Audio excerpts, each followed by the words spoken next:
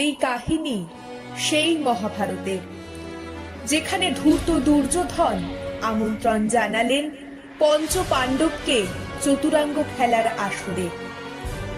আমন্ত্রণ গ্রহণ করে পঞ্চ পাণ্ডব হাসি মুখে দুর্যোধনের সেই চক্রান্তের শিকার হলেন। দুর্যোধনের আঙিনায় বসে সেই পরিকল্পিত খেলায় পাণ্ডব ভ্রাতা একে একে হার স্বীকার করলেন। একে একে রাজ্য, সাম্রাজ্য, মান সম্মান সব খোয়ালেন। শেষে সাধারণ সম্পত্তির মতো বাজি রাখলেন নিজেদের স্ত্রী দ্রৌপদীকেও।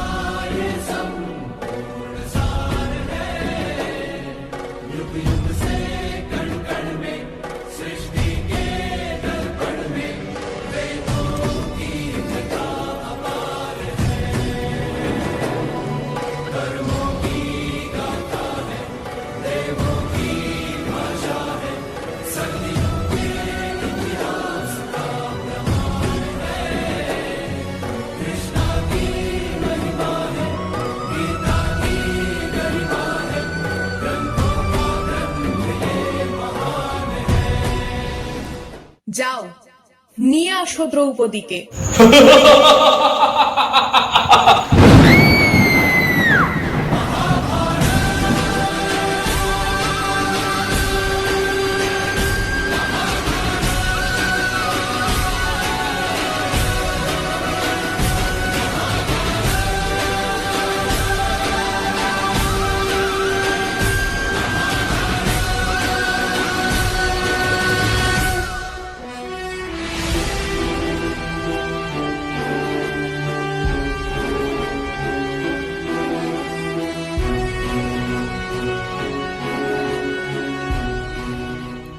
শোনো দ্রৌপদী, আজ আমি তোমাকে রক্ষা করতে এসেছি, কাল হয়তো নাও আসতে পারি। সময়ের চাকা ঘূর্ণয়মান, কোথাও কেউ সহায় থাকবে না। নিজেকে দেখো, আত্মনির্ভরশীল হও। ওঠো দ্রৌপদী, ওঠো, নিজের হাতে অস্ত্র তুলে নাও। কৃষ্ণ আর আসবে না। শৃঙ্গার ছাড়ো, খড়গ ধরো, নিজেই নিজের জীবন বাঁচাও। তাকিয়ে দেখো, শত্রুরা সব হাসছে। ওঠো দ্রৌপদী, অস্ত্র তোলো, কৃষ্ণ আর আসবে না।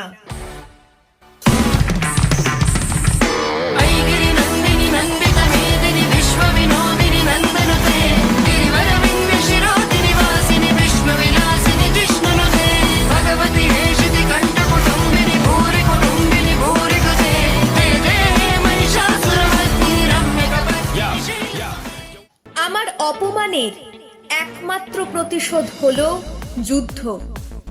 দুর্যোধন, দুঃশাসন, কর্ণের মৃত্যু।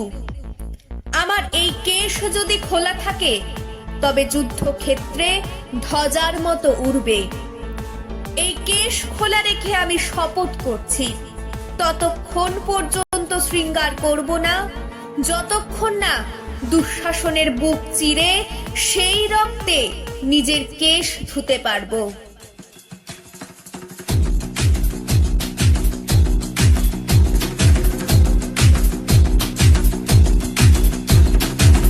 जो उठेगा धड़ से कटेगा, कहाँ पे छिपेगा कहाँ पे बचेगा। बात पर है खाद, मौत की बिछी बिसात। उठा तो गिरेगा, गिरा तो चिरेगा, छिपा तो मिलेगा, मिला तो मारेगा। जाग जाग भाग भाग बच सके